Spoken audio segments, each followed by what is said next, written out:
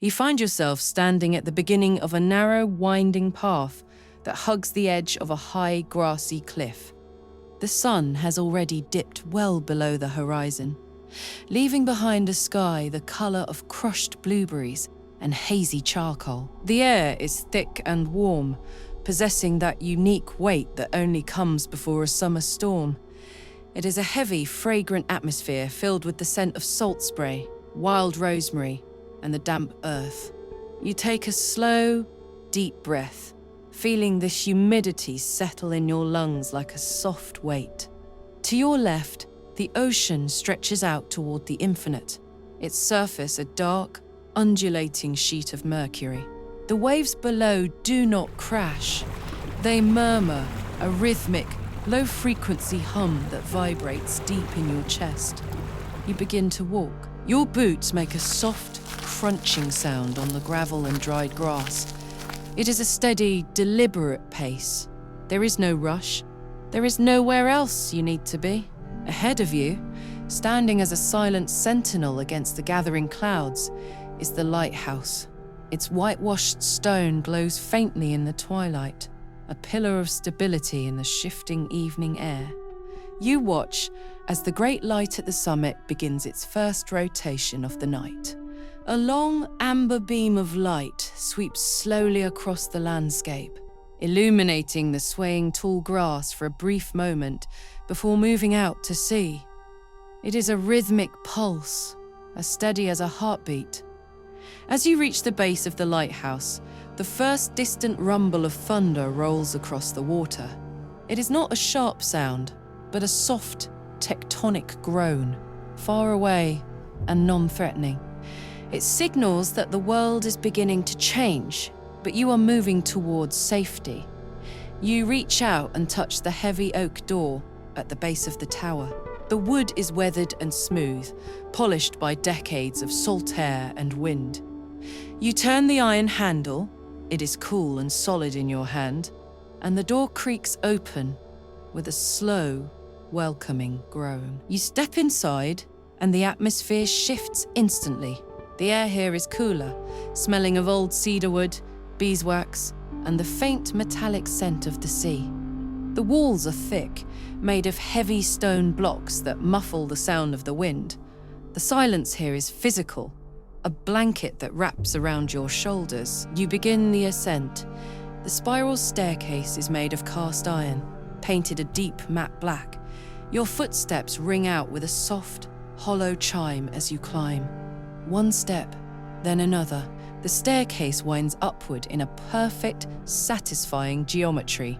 You run your hand along the railing, feeling the slight texture of the metal. Every few turns, a small porthole window offers a glimpse of the outside world. The sky is getting darker now, the purple deepening into a velvety black. You can see the lightning flickering far off on the horizon, silent, pale flashes that illuminate the towering clouds for a fraction of a second. It is like a distant, silent film, beautiful and remote. Halfway up, you reach a wide landing that serves as a small circular library. The walls are lined with wooden shelves, packed with books whose spines are softened by time. There is a small desk here, and a single lamp with a green glass shade that casts a warm, emerald glow over the room. You pause for a moment to catch your breath. You can smell the old paper and the leather bindings. You reach out and touch the spine of a book. It feels dry and slightly textured. The quiet in this room is profound. The thick stone walls ensure that the coming storm is nothing more than a faint, distant memory. You find a small bowl of dried lavender on the desk, and as you pass, the scent rises to meet you. Floral, herbal, and deeply relaxing. You continue your climb, feeling your muscles working rhythmically, your breathing synchronized with your steps. The higher you go, the more the world below seems to fall away. The worries of the day, the lists of things to do, the noise of the modern world, it all stays down at the base of the tower. Up here, there is only the climb and the light. You reach the final door at the top of the stairs. It is a smaller door made of brass. You push it open and emerge into the lantern room. This is a space of glass and light. The walls are floor-to-ceiling windows, reinforced against the elements. In the center of the room stands the great Fresnel lens, a masterpiece of glass prisms and brass gears. It rotates slowly, silently, on a bed of oil.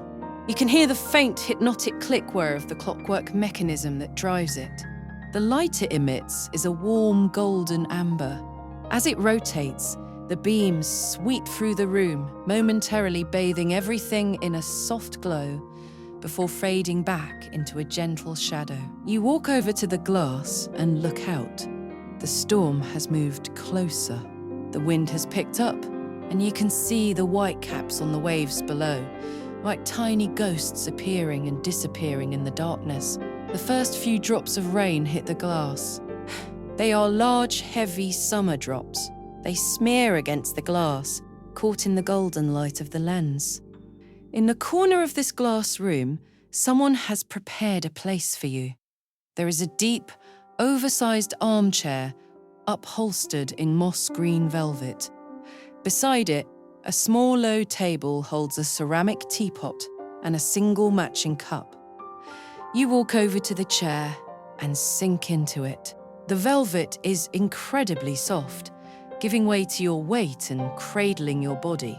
You feel the tension draining from your neck and shoulders. You reach for the teapot. It is still warm to the touch. You pour a stream of tea into the cup. The liquid is a pale gold, smelling of chamomile and honey. The sound of the tea hitting the bottom of the ceramic cup is a sharp, clean splash that echoes softly in the circular room. You hold the cup in both hands, letting the warmth seep into your palms. You take a sip, and the heat travels down your throat, warming you from the inside out. Outside, the rain is becoming more consistent. It is a rhythmic washing sound now, a steady white noise that covers the world. The thunder is a bit louder, but it remains a low, comforting vibration, like the purr of a giant cat. You are perfectly dry. You are perfectly safe. You are perched high above the world, a silent observer of the elements. You reach for a wool blanket draped over the back of the chair. It is heavy and grey, made of thick, unspun wool. You pull it over your legs, feeling the comforting weight of it. You lean your head back against the cushion and close your eyes for a moment. Even with your eyes closed, you can sense the rotation of the light. Dark, then a soft warmth on your eyelids, then dark again. It is a slow, meditative pulse. The sound of the storm has become a symphony of soft textures. There is the high-pitched hiss of the rain against the glass, the low-frequency rumble of the clouds, and the rhythmic thrum of the wind as it passes over the copper roof of the lighthouse. You open your eyes and watch the rain streaks as they are illuminated by the light. They look like liquid diamonds sliding down the glass. You feel a profound sense of isolation, but not loneliness. This is a chosen solitude, a sanctuary where nothing can reach you. The world outside is vast and wild, but here, in this small circle of light, everything is controlled, soft and still. Your thoughts begin to slow down. They become less like sentences and more like images. You see the movement of the waves, the slow turn of the brass gears, the steam rising from your tea in a lazy, curling ribbon. The boundaries of the room seem to soften. The amber light feels like a liquid, filling the space and slowing time. You watch a single drop of rain on the window. It wavers, catches the light, and then begins its long, slow journey down the pane, joining other drops until it disappears at the frame. Your breathing is deep and effortless now. Each inhale brings the scent of the sea and the faint, sweet smell of the tea. Each exhale carries away another layer of the day. The chair seems to get softer, the blanket heavier, the rhythmic sweeping of the light becomes a lullaby. You are no longer watching the storm. You are part of the quietude of the tower. The storm is the music, and you are the listener, drifting on the edge of a deep, dark sea of sleep. The teapot has gone cold, but you don't mind. You are too comfortable to move. The lightning flashes are further apart now, the storm settling into a steady, persistent rain that will last until dawn. The great lens continues its silent work, sweeping the horizon, guiding imaginary travelers, while you remain anchored in this perfect moment of peace. The world is a blur of soft greys and warm ambers. Your eyelids feel heavy, weighted by the peacefulness of the stone and the rain. You let your chin drop slightly toward your chest. The sound of the rain becomes a distant hum, a fading vibration. The rotation of the light is the only clock that matters, and it tells you that it is time to let go. You are safe. You are warm. You are sheltered by the stone and the glass. The lighthouse will stand all night, and the light will keep turning, but you can rest now. The journey is over. The storm is just a song. Sleep comes like the tide, slow and inevitable, pulling you into the deep, quiet dark. If your eyes are closed and sleep is reaching out for you, let it take you. There is nothing left to do tonight. No more places to go.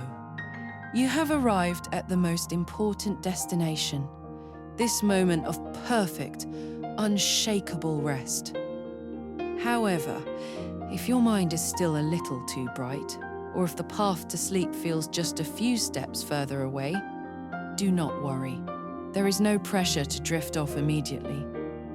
On your screen, you will find other paths we have prepared for you, other sanctuaries, other cabins, and other quiet corners of the world.